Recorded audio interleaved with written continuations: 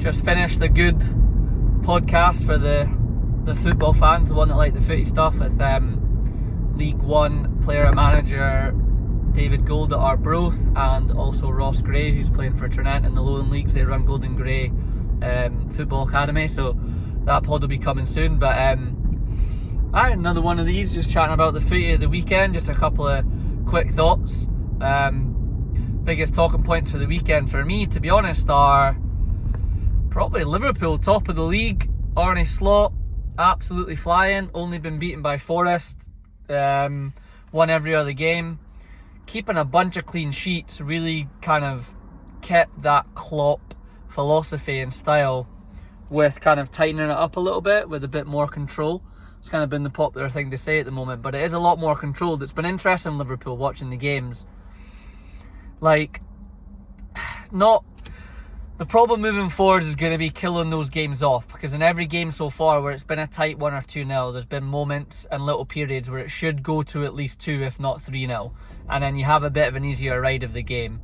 And they're not really doing that, and they're getting away with it at the moment. But in saying that, the teams aren't troubling them massively. Alisson had to make a few saves before he pulled his hammy, but it feels more nervy than it is. Like, if you watch the games back, if you watch Match of the Day and you take yourself out of the emotion of being the fan and watching the game in the moment, it's not as bad as you feel in the moment with the nerves, which is an interesting one. So it'll be interesting to see if Liverpool can keep it up. City always struggle against Fulham with Adama Traore. I mean, absolutely rapid, zero end product. Probably why he's at Fulham and not one of the bigger clubs.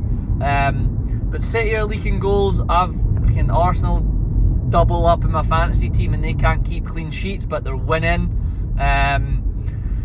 Arteta's got a bit, he talked about momentum.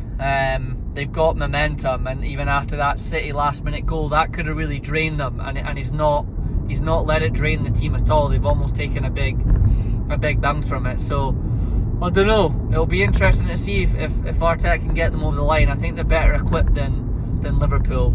Liverpool got Chelsea and Arsenal coming up, 2 huge games. Speaking of Chelsea, Maresca's picking the same 11. He's keeping it consistent. I said I like his press conferences. He's being bold and brash. He's sticking to what he says. I'm watching Chelsea. They look good going forward. They're still a bit open, but that'll come with his coaching. But man, he's done a good job there. Interestingly, I mean, I know it's a draw against Forest, but Forest have caused problems this season. Beat Liverpool. They've been hard to play against. So Chelsea under Maresca wants to watch. They're looking decent.